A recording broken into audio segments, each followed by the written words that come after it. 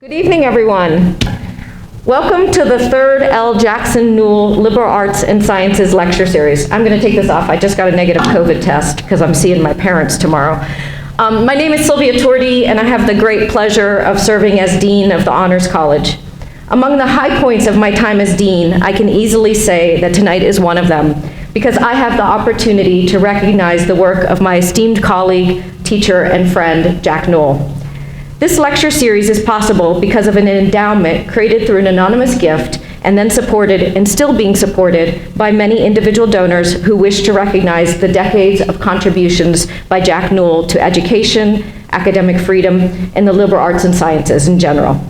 Through these generous gifts, we celebrate Jack's passion for educating students. Teaching with Jack, which I have had the honor of doing, is about engaging students as co-learners. It's about exploring the past and the present through ideas and lived experiences, to being true to oneself and not only respecting, but celebrating the differences among us.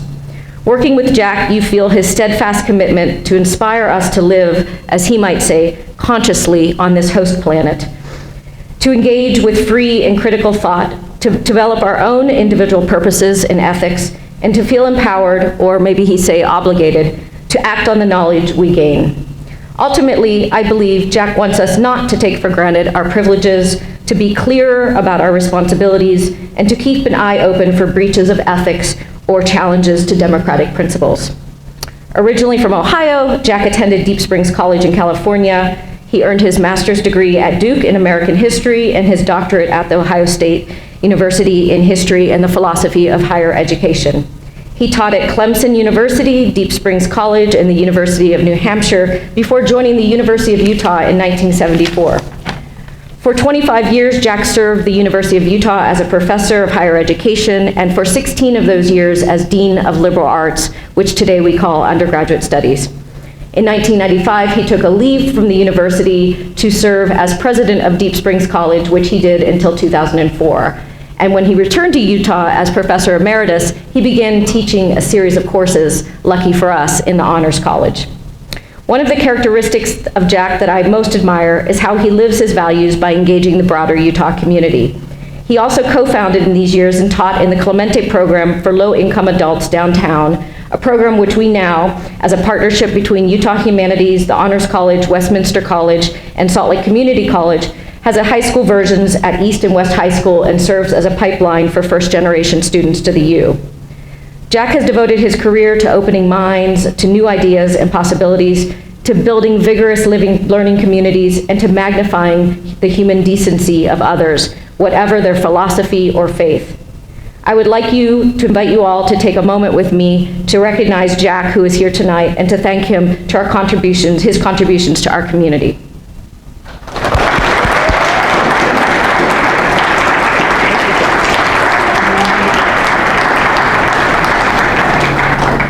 And now I'm going to turn it over to my colleague, Associate Dean Monisha Pashupati, who will introduce tonight's fellow.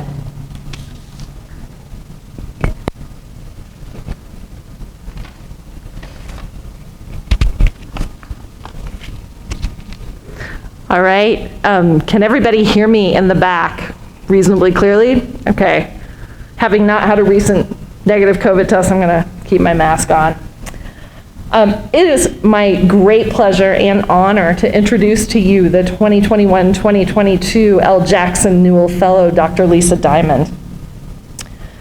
Professor Diamond's background and her training positioned her already early in her career as an ideal candidate for this honor.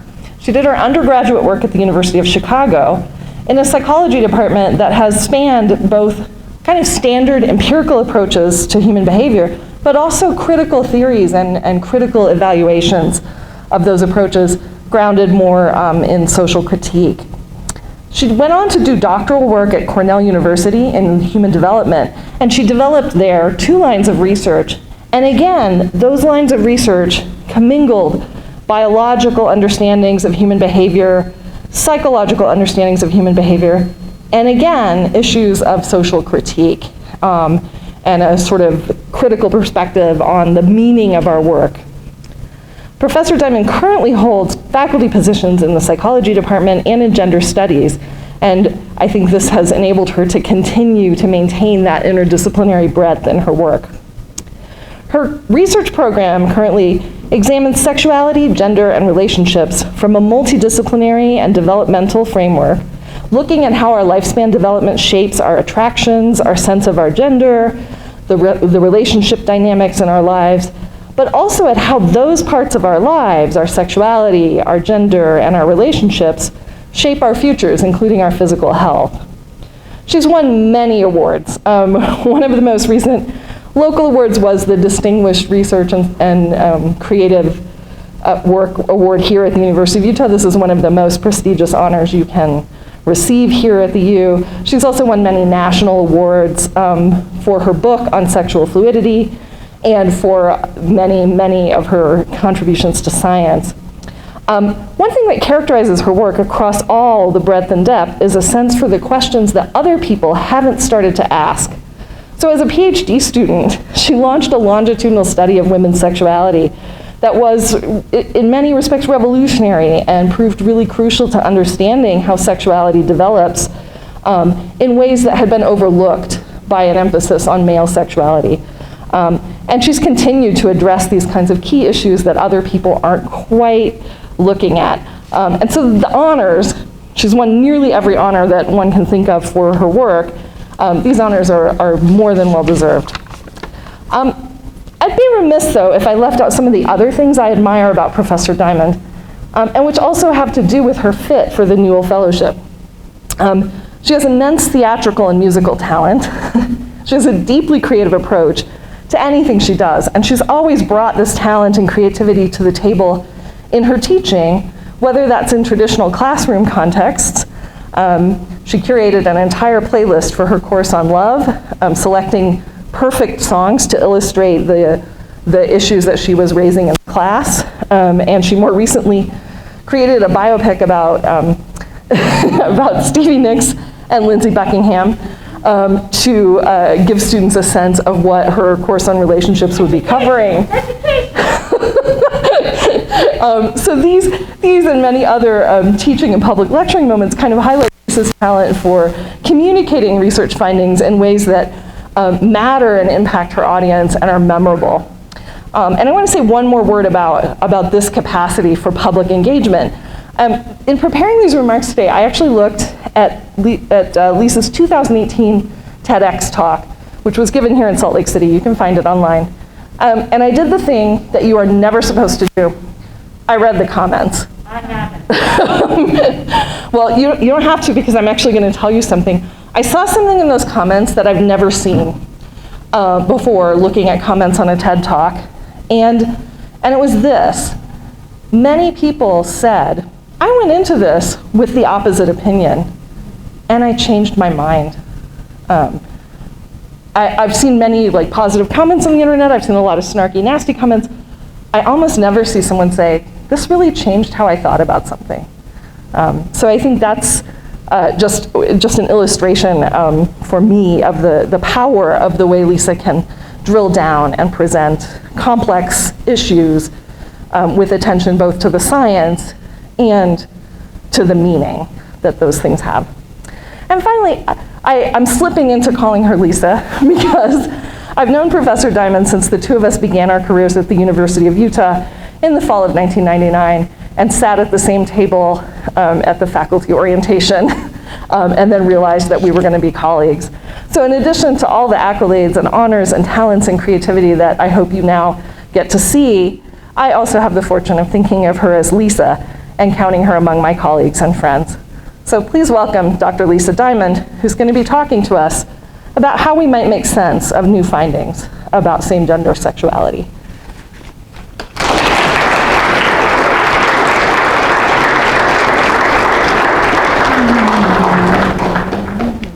Thank you so much. All right, let's get myself together here. And I'm not even sure where to put this. All right, I'm gonna try.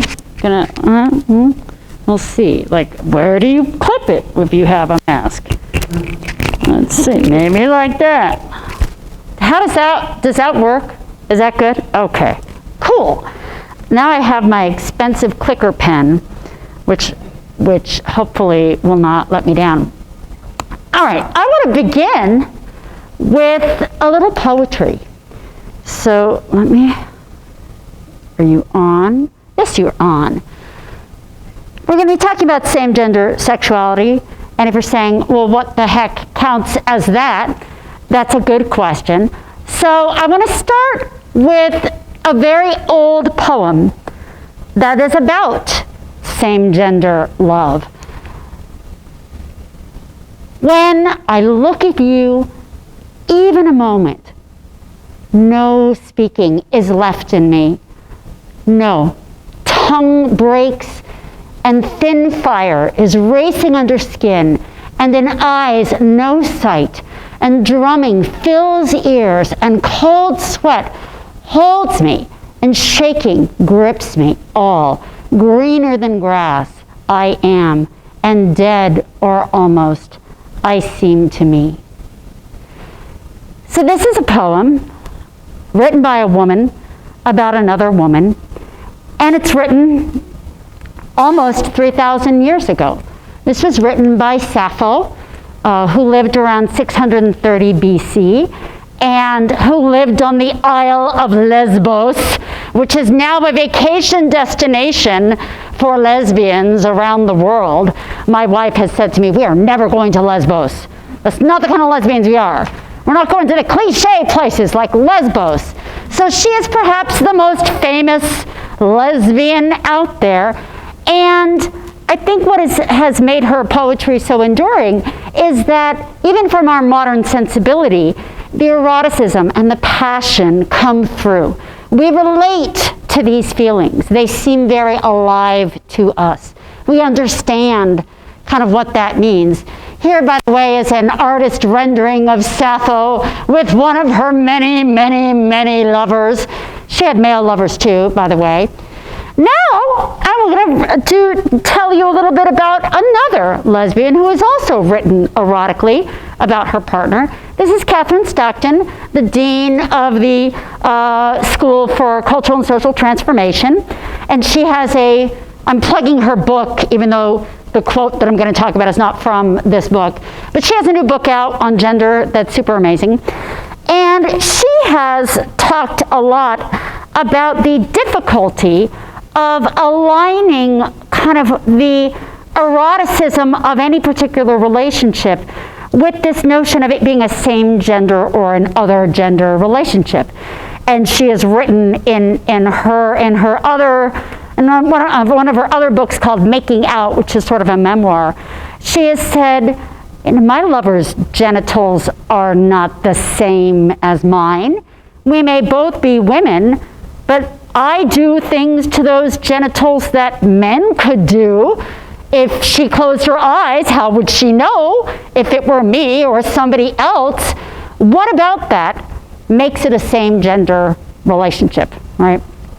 And her language is a lot more poetic than mine is. And then here's a third lesbian love poem. It's the card that I bought from the campus store for my wife because we recently celebrated 27 years together. And I didn't want to get a stupid LGBTQ card, I'm a wife, you're a wife, blah. And I'm in the campus store, I need a card. And I'm like, well, that works. That's adorable. There's a tall one, there's a short one. I'm the short one. And what's interesting is that they're dogs, they're same species. We don't see these dogs' genitals. We don't know what kind of dogs they are. Any of you who have dogs know the experience of having strangers be like, oh, he's so cute. And you're like, it's a girl. And they're like, I'm sorry. And you're like, why? They don't know either. They don't speak English. So the question I want to ask is, okay, here's three lesbians. One, 2,600 years ago. Two of them contemporary. Different expressions of love and desire. What the hell do these things have in common? Am I like Sappho? Is Sappho like Catherine Stockton, or Stockton's partner, or my wife, or her ex-partner, or the ex-partner's new partner, who was a totally heterosexual woman before she met my partner's ex-partner. I mean, it goes on and on. You could argue that this is the lesbian continuum in action. That phrase was coined by Adrienne Rich in the late 70s and early 80s. There's a Freudian slip, like lesbians and ladies.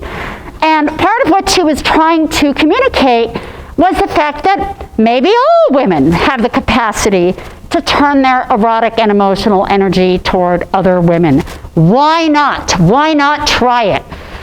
And of course, nowadays, we have so many identities other than that, right? Lesbian, schmesbian, you could be bi, you could be pan, queer, genderqueer. It's like, LGBTQ, and then, elemental P. The underlying question, though, that we have never really been able to answer is, what do these people have in common? Are we all the same type of person? And if so, what type would that be? And if you're thinking, do people come in types? Well, hello, Foucault. Welcome to Michel Foucault. If you've read The History of Sexuality, which you should at some point, and it'll break your brain, but it'll be a good breaking, he argues that really the very notion that you can have a sexual type is very historically specific, is really located in the West and in, sort of industrialized, Western sort of context. And John D'Amelio has argued the same thing and has said, you wouldn't have gay people if you didn't have industrialization and the formation of cities where people could go away from their family and engage in sexual activity that nobody knew about, right? So the very notion that we have types of people that want to have types of sex is a historically specific notion. That doesn't mean it's true or untrue. It just means that the very question itself has a context, has a historical context. And it's not the only way that you can understand this. You could say maybe these aren't types of people. Maybe the better way to think about this is just types of relationships. A relationship with these two people, a relationship between those two people. Some of them have this gender, some of them have that gender. Who really cares, right? So it's like you see some of these vases from Greece, and it's like two men sharing a bed. They've got their shoes off. I guess that's important. It's like once you take your shoes off, the stuff's getting real. But it's like, what makes that, a supposedly sort of gay type of relationship? Or something like this. It's like, is it erotic? Is it friendship? Do we know? Then you could say, well, it's all about activities. If we're talking about sex, let's forget relationships. Let's just focus on activities. People diddling other people's genitals, people engaging in oral sex. If you can't interpret that, there's some oral sex happening right in the center. Other types of interesting activities that, two bodies can do together. And so you're left with being like, well, which of these are we trying to explain? Are we trying to explain what people want to do? Are we trying to explain who they want to be with? Are we trying to explain what body parts they want to rub against other body parts or put into body parts? And the truth is that sexuality is incredibly diverse. If you look just at the planet, pretty much everything that people could do with their genitals, they have done. That is just what humans do. Let your imagination run wild. And sexuality can be both partnered or unpartnered, right? What is the orientation of a masturbation fantasy if the act itself is solo, but you're thinking of somebody else? Like, how does the gender of that person matter if you never have sex with that person? We don't know. One of the things that makes humans unique relative to other species is that we have what's called extended sexuality. There are very many mammals that only have sex when the person with the eggs is fertile, right? When you're ovulating. And there are plenty of species that only have sex when the egg carriers are ovulating, and the rest of the time, they don't. Humans, and there are plenty of primates that have estrus swellings. If you watch a lot of PBS, you see different, primates with like big round red bottoms. It's like, I'm ready, I'm ovulating. Humans don't have that. And it's argued by evolutionary theorists that the ability of humans to have sex at all times of the cycle and not just during ovulation was part of, oh, do we need more sound? Is this not working? We've got one for the camera. Oh, I see. Oh my gosh, there's like two different functions. I don't want to keep still because I know how that can. Okay. So because in humans, sexuality serves other purposes in reproduction, stress reduction, social affiliation, bonding, like reproduction is just one of the things that sex can do. So humans are an inherently sexually diverse species. And historically, societies haven't really worried about that. Societies have really worried about what people do because they've really been worried about marriage and children. Marriage as a form of regulating property. Children obviously are important. So as long as everybody knows whose children are whose, nobody really cares what you want to do. They only care about what is necessary for society to function. And I like to, the analogy I use is that historically, sex outside of the context of marriage and children was routine. It was like snacking between meals. As long as you show up for dinner and you eat, nobody cares what you ate beforehand. So it's like, as long as you're mating and making children, nobody really cares what you want to do in the meantime. And actually, contrary to our modern context, it wasn't gender that was a problem. It was sex across lines of race and class that was really socially unacceptable. So if you look at, a lot of historical novels, you see that rich people accidentally making babies with poor people. Now that's a crisis. Same gender, it's like, who cares? No baby can come of it, so we don't care. So we have a very different cultural context now, right? Now we have this notion of orientations, which are supposed to be enduring inborn patterns of sexual desire that may or may not correspond to behavior, right? You can have a desire that you never act upon. The idea is that that orientation exists independently of whether or not you actually act on it. Historically, the only form of same-gender behavior that really aroused a lot of attention was man plus man.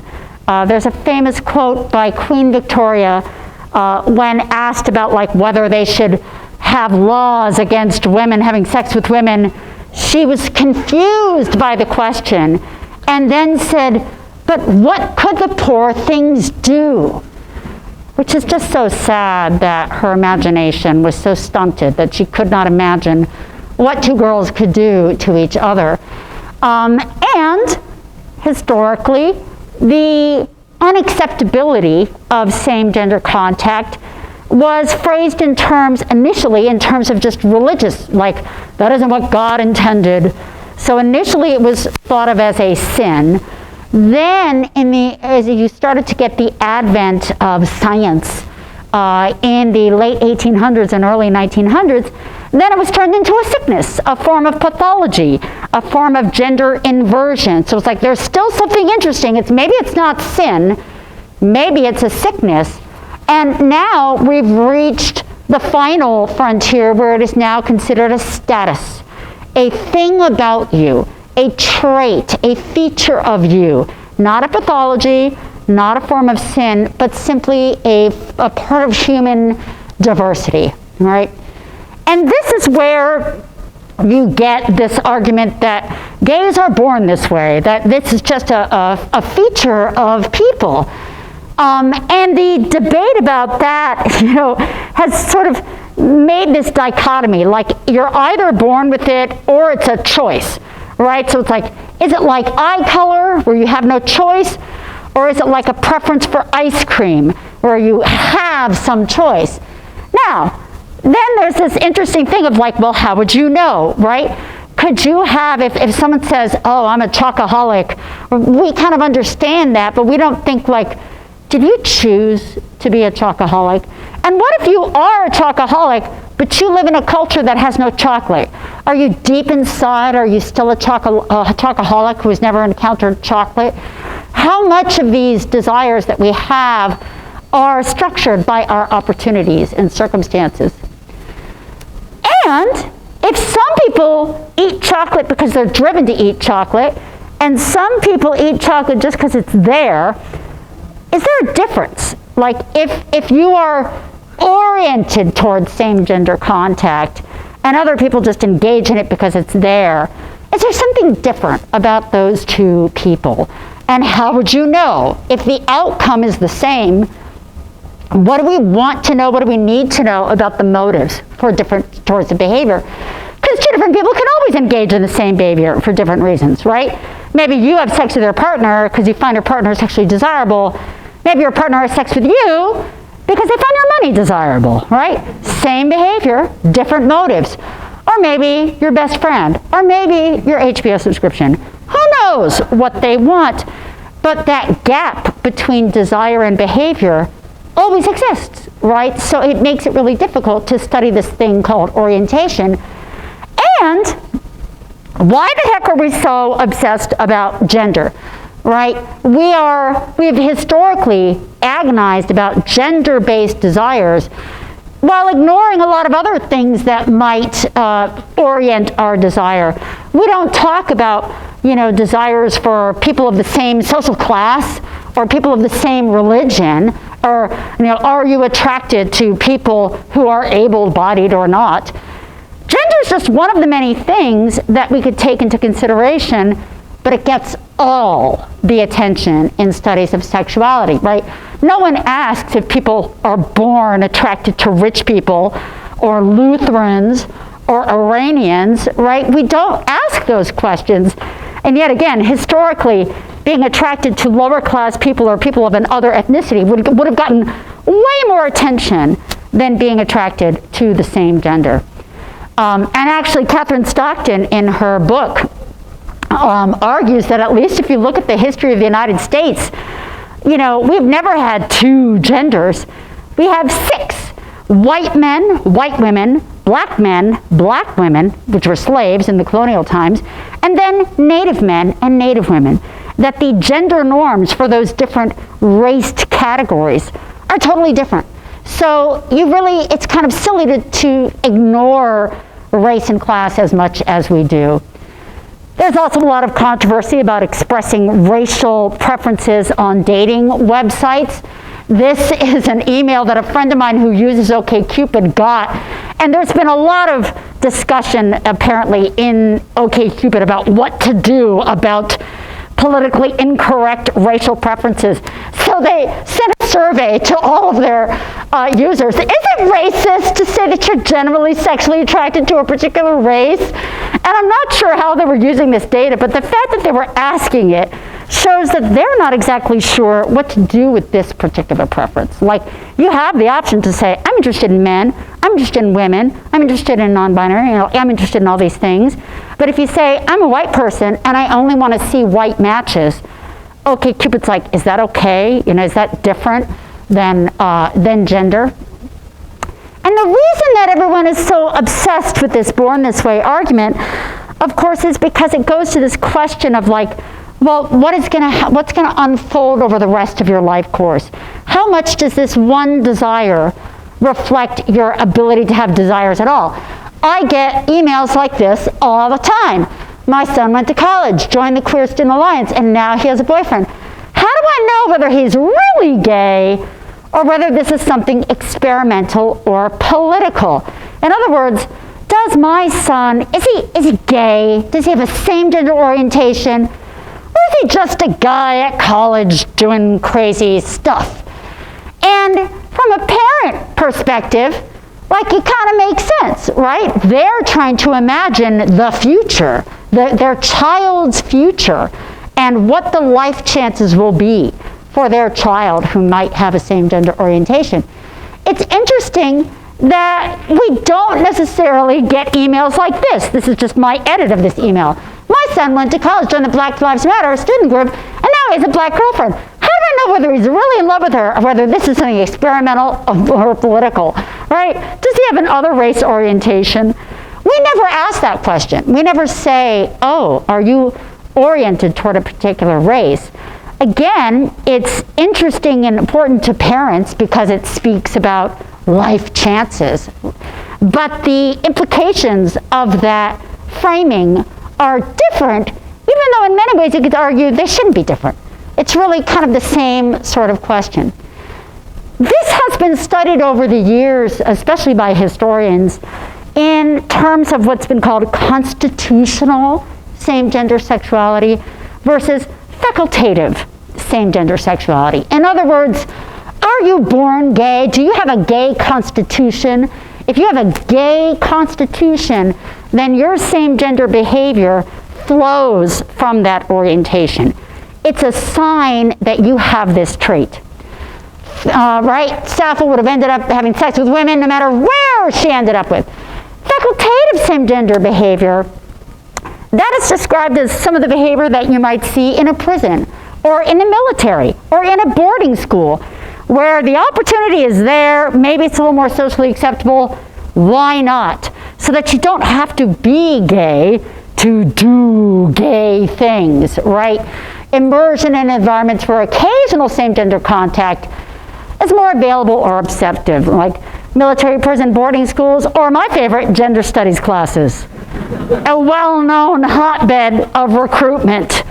And you know, there's this well-known phrase from the 70s, you know, lesbian until graduation, like you take a few gender studies classes, you have an affair with a woman, you're like, you know, all into that, but then you graduate and you go on and you get married and the rest of your life proceeds in a heterosexual development. That, yeah, you might have had that behavior, but that behavior does not necessarily say something about you. It just says something about your environment. So this question of how much of same-gender behavior is about you and how much is about your environment, your situation, your context, something other than you. Now, that's why the genetics is interesting. But before I get there, it's really important to stop and pause and realize the craziness, the inherent craziness of the very term same gender. Because the more we know about gender, the more we realize that terms like same gender are difficult to define. And everything we think about sexual orientation revolves around notions of gender, right? This very notion of opposite sex, like gender is just in the very concept of sexual orientation. All of the terms make reference to something about genders, and all of them presume a very binary way of thinking about gender. That if you've got two and only two genders, well then you've got two and only two types of sex. Same gender, other gender. Case closed, right? Or it could be both. The problem is that there are not two and only two genders. The more we learn about the biology of gender and gender expression and gender development, the more we realize that that binary does not hold up very well. And therefore, we might have been basing our notion of sexual orientation on a kind of flawed notion of gender. And that may be biasing what we're observing about the phenomenon, right? So in the old days, I'm not even sure what counts as the old days, but certainly when I was in graduate school, there was, the term gender was used to refer to your social and personal identity as a man or a woman, and the term sex was used to refer to your biological status as male or female, so that you have a biological sex, you have a gender. When they align, that's great. When they don't, that's where you get sort of trans experience, right? So you can have a gender that differs from your biological sex. Well, that was a really great model as long as biological sex is a unitary thing. Turns out that you don't have one biological sex. You kind of have five. And then eventually after puberty, you have a sixth. So there are five sort of biological layers of sexual differentiation. There's chromosomal, whether you have an XX or XY. There's the development of the fetal gonads. There's fetal hormone exposure. There's development of the internal reproductive organs, like the ovaries and the follicles, and in men, the epididymis and the vas deferens. And then you have external genitalia, the vagina or the penis. And then after puberty, the hormonal changes of puberty, the increases in testosterone for men and the increases in estrogen for women promote the development of breasts, body shape, muscular development, et cetera, et cetera, et cetera. So, I like to think about these five kind of layers of biological sex like the Olympic rings. And you can imagine that any two rings, can be, start out pretty separate, but there's obviously going to be a lot of overlap because of the biological pathways between them, right? So every two domains of biological sexual differentiation have a degree of overlap with each of the other domains. And sometimes that overlap is pretty big, and sometimes it's complete, and sometimes it's pretty small. And although the cases of big disjunctures between different layers of biological sex are relatively rare, the truth is that we only really know about the big ones because they get our attention when something in development goes differently than we expected. We don't actually spend very much time measuring the actual variability in the degree of overlap between those five layers. So we know that everybody starts out with a karyotype, XX or XY, although even that is a dimension because you can have an X with no Y, you can have 2 or 3 X's and a Y. There's genetic variation there too. Technically, all those genes code for initially in fetal development are body plans. That if you have 2 X's, the body starts to develop ovaries, and if you have an XY, you start to develop testes. So that's the layer of the fetal gonads. Once those gonads are developing, around the second trimester, they start pumping out hormones, androgens and estrogens. So then you have fetal hormones, which have an organizational effect on the brain and body. Those hormones then direct the rest of the body's development. They are responsible for the development of the internal reproductive organs, right? The uterus and the cervix and the ovaries and the follicles, and for men, the epididymis and all those other internal organs. And then finally, you get external genitalia, an observable penis versus a vagina and a clitoris.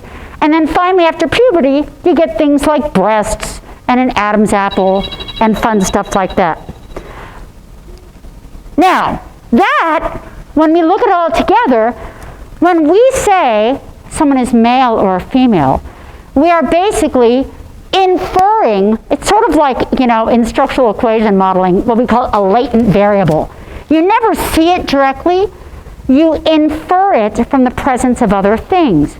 Generally, these things line up pretty well, and so we say, oh my God, it's either a girl or it's a boy.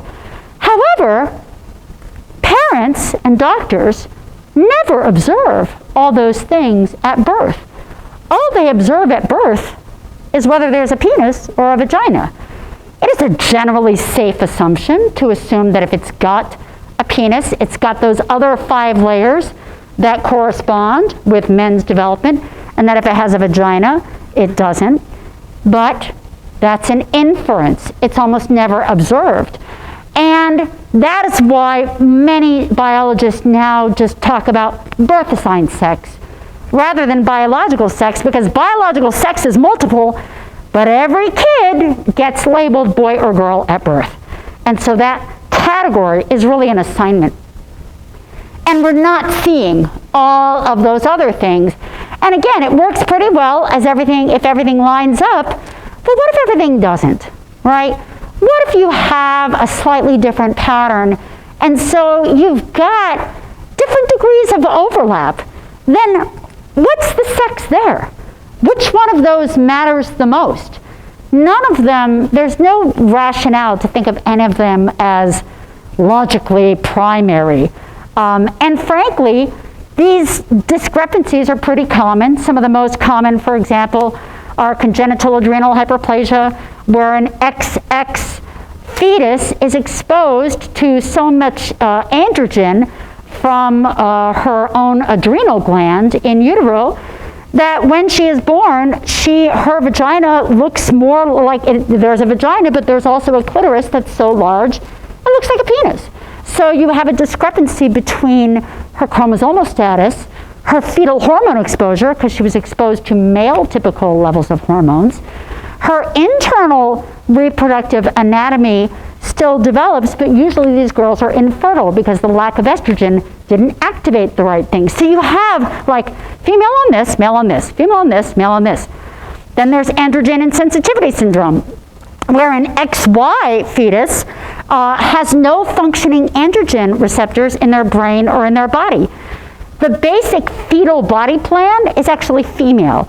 And so without the activational influence of androgens, kids with androgen insensitivity syndrome, XY fetuses, are born with vaginas. They're identified as female. They live a conventional woman's life. And often it's not even discovered until they fail to have a menstrual period around the time of maturation. So these discrepancies exist. And in their extreme forms, we notice them. In their less extreme forms, we may never know. And so you can imagine that everyone's gender is a little bit like this. Some people are different from other people, and their 5 layers line up, but we don't know, you don't know. And so, is that a same-sex relationship? What about that? What about that, right? Where's the lesbians now? I don't know, you don't know. Now, society solves the problem for us because every kid gets assigned a category. And every culture has its own rules about what to do with babies that have different genitals, right?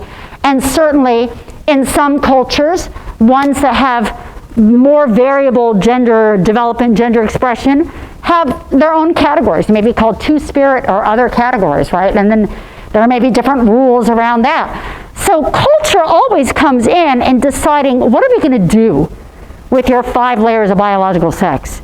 We're going to sort you into the category, and then the designation of same gender or other gender is truly a cultural designation. It's about whether that relationship codes to the outside as a same gender relationship or not. You know, but again, if we're only basing it on external genitalia, right, if that's just the one thing we're using, it's really not a very, accurate kind of system. I think a really relevant example is ethnicity. Many of us who have given our spit and our DNA to companies and asked them, where am I from? You get a printout of like, oh, you've got this % here and you've got this % there. So let's imagine that instead of the 5 layers of biological sex, these are features of race or ethnicity or heritage, right?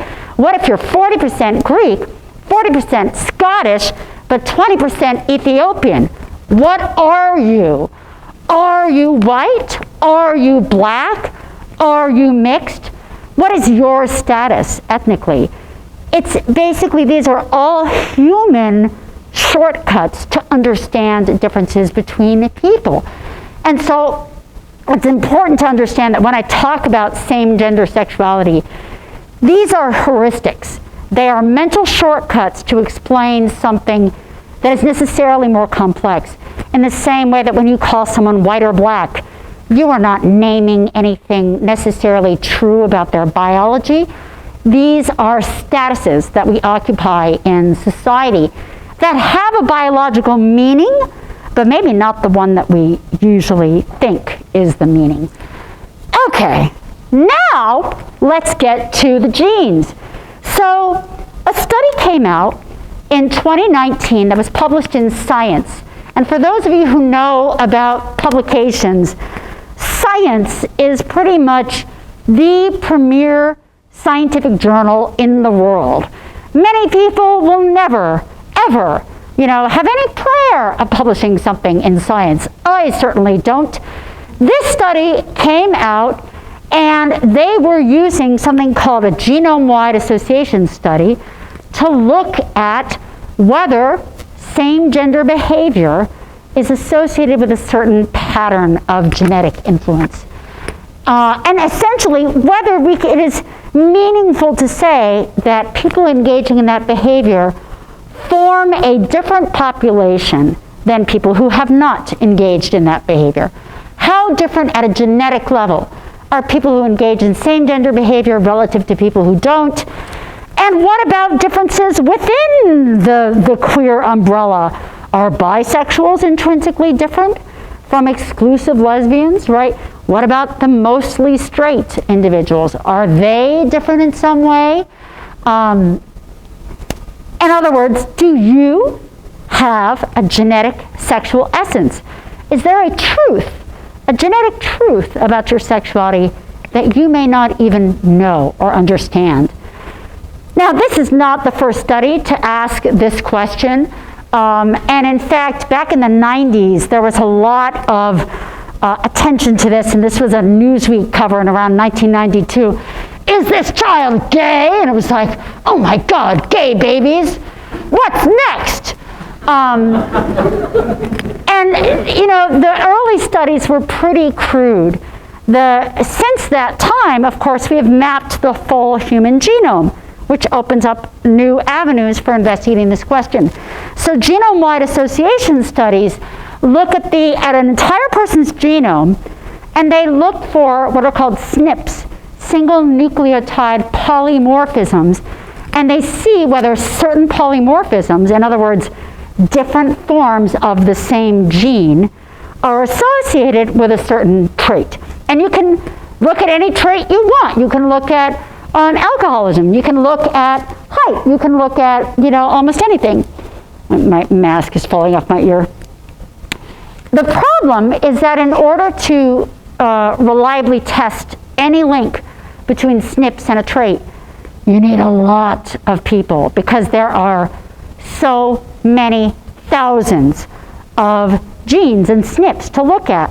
So there were a couple of early genome-wide association studies that didn't really find very much, but they had like small samples of like 30 people who had their whole genomes. Well, genetic testing has changed the whole game because what this study did is they used a sample that was comprised of two different populations. One is something called the United Kingdom Biobank, which is a genetic database of British citizens, and they have their entire genome, and then they answer a bunch of questions. And then they got additional data from 23andMe, which is one of the big American testing companies. So they combined these two samples together to get a sample of 477,000 individuals. This is the single largest genetic study of sexuality that's ever been done. When I saw that figure, I literally I felt like I was in a movie. It's like my mouth dropped open. I'm like, oh my God, mouths do drop open. My mouth just dropped open. 477,000 full genomes. Oh my God. Now, they're only cisgender. They excluded trans and non-binary folks because they weren't sure what they would find.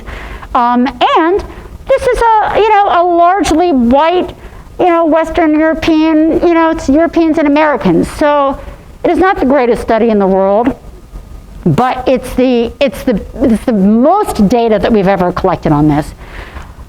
So what did they find? In order to explain what they found, we need a little review of high school genetics. When we talk about heritability, heritability estimates are estimates of the proportion of variance in a population that's due to genetic factors. A lot of people get confused. They think heritability is about like an individual person. How much of my height is genetic? How much of my love for chocolate is genetic? Heritability is never about people. It's always about populations. So you can actually find different estimates of heritability in different populations that have different, characteristics. So it ranges from 0 to 1, right? So 1 would mean that all of the person by person variance in the trait, like same-gender sexual behavior, is due to genetic differences from person to person. A heritability of 0 would mean that none of the variance from person to person for a particular trait is due to genetic influence. So it ranges from 0 to 1. Does anyone want to make a guess as to the estimate of heritability that was calculated from this study? So it's somewhere between 0 and 1. Anyone want to guess? Yeah. I can't hear you. 0.7. So we have 0.7, yeah. 0.1. Wow. Anyone want to go down the middle? Yeah? That's closest. It's 0.32. And interestingly, that estimate is almost identical to the estimates that have come from twin registry studies where they look at identical twins. So the heritability, so this means around 1/3 of the person-to-person variance in a population in same-gender behavior, which in this study was operationalized as ever having had any same-gender contact as an adult. So that was the outcome, ever, right? Not like, are you really drawn to it or are you not, just ever. So ever having had same-gender contact has a heritability of about 0.32. Just for context, the heritability of smoking is 0.6. The heritability of personality ranges between 0.45 and 0.6, and job satisfaction has a heritability of 0.45. And I was really glad to see this because I've always been convinced that my wife was born unsatisfied with every job that she's ever had. And I've told her this today, and I said, I think you're just born unsatisfied with your job. But, we don't agonize about that. We don't say, will your child hate their job, right? We treat genetics as better evidence for some things than others. We also don't ask ourselves, like, is their child a born smoker? So clearly, our way of even looking at the evidence is a bit biased by our conception of what things in life count as traits and what things count as behaviors, right? And the other thing is, do we know what is the pathway from these complex genes to the behaviors? No, we totally do not, right? There could be so many things going on. So to give you a sense of this finding, in this biobank and 23andMe sample, only about 4% of the respondents had ever had same-sex behavior. So, it was like 19,000 who had, and then the rest of them had not. And so the thing that is kind of complicated is that group of folks who had ever had that behavior obviously contains a mix of many different types of people who may have very little to do with one another. So they did a follow-up analysis, and this is where the fun begins, because this is the stuff that didn't get covered in the New York Times. Like, the big finding from the study, according to all the media coverage, was not one gene, but many contribute to same-gender behavior. Ta-da! But the other analyses focus specifically on that 4% of the population who had ever had same-gender behavior. And they looked at the proportion of lifetime same-gender behavior they had. Are you someone that's only having sex with same-gender partners? Or are you doing it like half the time? Or did you do it just once in your life? That variable is a little closer to what we would think of as sexual orientation. Are you mostly straight? Are you bi? Are you mostly exclusively gay or totally exclusively gay? And they found that this proportionality measure lined up pretty well with respondents' self-reported patterns of attraction. So the people who were having most of their sex with same-gender partners also said that most of their attractions were same-gender partners. So the authors of the study were like, okay, we're going to go with this. Let's use this proportionality measure. So basically it's like they're taking that 4% of folks and splitting them out so that we can look at differences between the folks who had mixed behavior, exclusive behavior, et cetera, et cetera, et cetera. So this is the never group, and again, this is 96% of the group. So there's a hashtag up at the top. This bar, if you could imagine it, goes straight up into the heavens. And here are all of the people who have ever had same-gender behavior. And you see it ranges between folks who are like 100% same-gender behavior to folks who are sort of mixed. And it's like you can imagine that this is the Kinsey scale. Kinsey famously said, oh, sexual behavior is on a continuum. You have the Kinsey zeros, who are exclusively heterosexuals. Then you have the Kinsey sixes, who are exclusively interested in the same gender. And then you have this variability between them. All right? So let's, for now, set aside the Kinsey zeros. Let's just erase them because they're so boring. I have nothing, they hold no interest for me. Are the differences in the rest of the group? We know that the difference between the ever and the never group has 32% heritability. Are there also genetic differences within the ever group? Are there differences between the 2s and the 4s and the 6s? Yes, that heritability is a little bit lower, but it's still significant, so it's about 25% heritable. But here's the fun thing, right? So we got 2 different traits. Ever versus never, which has a heritability of 3-2, and how much, calculated only in the queer group, which has a heritability of about 2-5. Are these the same trait? Are these just different versions of the same thing? The Kinsey scale sort of says, yeah, it's just one thing. It goes from 0 to 6. So you just move along and you've got more of whatever those gay genes are.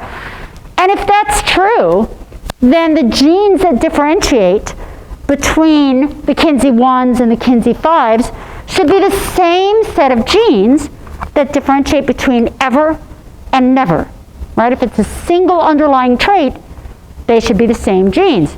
Here's, so that this is another way of sort of saying that. What is the genetic correlation between the trait of ever having that behavior and how much of that behavior you pursue? Genetic correlation is basically an estimate ranging from 0 to 1, like all correlations, of how much variance that 2 traits share due to common genetic factors. So this is one way to sort of think about it. I mean, this is a person with never same-gender behavior, ever. You can imagine that they've got a combination of single nucleotide polymorphisms, and maybe the trait of being never means that you've got a lot of yellow and no black. And the trait of having some same-gender behavior means you have mainly black and not yellow. So, but we know that these folks contain a lot of different folks. So, it could be someone over there, it could be someone over there, it could be someone over there. So let's put them all in a line. You could be like, okay, there's our Kinsey zeros. They've got all those yellow snips. And if it's the same trait, then as you move to more exclusive same-gender behavior, you should have more and more black snips, right? There's your Kinsey scale. And in this model, being a Kinsey zero is just a light version of being a Kinsey 1. It's like it's all the same continuum. Is that how it works? No. No. And the authors were as surprised by this as I was, and in the discussion section they're like, this is perplexing. I'm like, you bet it's freaking perplexing. There was no genetic correlation between the ever-never genes and the proportionality genes. So the genes that make queer people different from heterosexuals are not the same genes that make queer people different from other queers. It's like, what the hell is going on? I mean, I'm saying it's because, like, I still can't believe, this is so counterintuitive. It's so weird. It's like, oh my God. It makes no logical sense, right? So, like, this is not what's happening. Instead, it might be that these folks have their yellow snips, but then what differentiates these folks is just something totally different. A different set of genes. We don't know what is going on, so that doesn't exist. We sort of, yeah, there's a meaningful continuum, but it doesn't include the exclusive heterosexuals. Like, they're the problem in this view. Now, if it is really, does it really work that way? Is it a linear continuum within the queer group? Well, the authors did a really smart thing. They said, if it is, then these guys, whose behavior is more similar, should be more genetically similar than these guys. So what they did is they divided up all the folks in the ever group into 4 categories. People who had less than 30% of their sexual behavior with the same gender, folks between 30% and 60%, folks between 60% and like 100, and then the folks that had exclusive same gender behavior. And they calculated genetic correlations in each of these subgroups. So you've got this group and that group, this group and that group, this group and that group. The genetic correlation between these 2 groups was almost perfect. So they are genetically quite similar. Less similarity between the exclusive group and the middle group. No correlation between the mostly but not completely heterosexual group and the exclusive lesbian group. Now, what they did not report, and I emailed them and asked them for the stats and they never responded, they don't report genetic correlations with the Kinsey zeros, which I think, like, that's what I want to know. I'm like, how do all these groups, how genetically similar are they to the Kinsey zeros? We don't know. Maybe someday they'll answer my email. But what is really interesting and relevant about this is that it shows that, yeah, there's something genetic going on, and it is not the same thing for all these different pieces of what we think of as sexual orientation. We know that bisexuals do appear to be different on some genetic level from exclusive gays or lesbians, and so are the heteroflexibles. And people are like, oh, they're just straight people who are curious. It's like, no, they appear to like have their own little category. Now, we have no idea the pathway through which these genetic differences might translate into behavior. Genes code for protein synthesis. That's what they code for. They don't code for behavior. They don't code for attraction. They code for chemical reactions. It is a long way from protein synthesis to desire and behavior. And we don't know what those pathways are. So, you know, saying that something is genetically influenced doesn't necessarily get you very far in understanding it in any sort of meaningful way.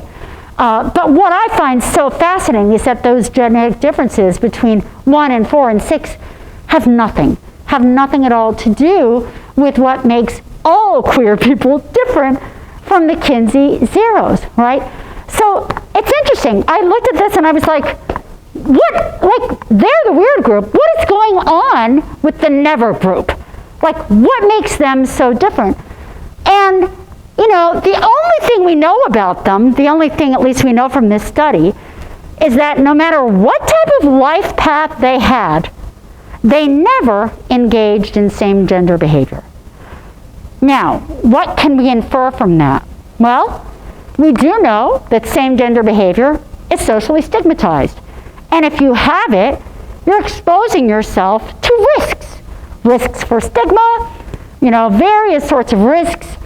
I think one possibility is that the difference between the exclusive heterosexuals and everybody else has more to do with their ability to tolerate risk than with anything about their sexuality, right? So maybe in order to get into the queer boat at all, you have to be able to tolerate some degree of risk. To be like, yeah, I'm going to go ahead and sleep with that person. Let's see what happens, right? But once you're in this category, having a greater tolerance for risk doesn't make you more gay, right? So once you're in that boat, then different things come into play that might push and pull at your behavior, but maybe not, you know, what we initially thought. So just to conclude, I think that the meaning I sort of draw from this is that we are not a lot further along in our understanding of what sexual orientation is. We've actually made more progress in terms of what it isn't than what it is. And we're learning more about this complex interbreeding of genetic and environmental and cultural influences that could create a Sappho, that could create modern experiences of bisexuality, pansexuality, more broadly.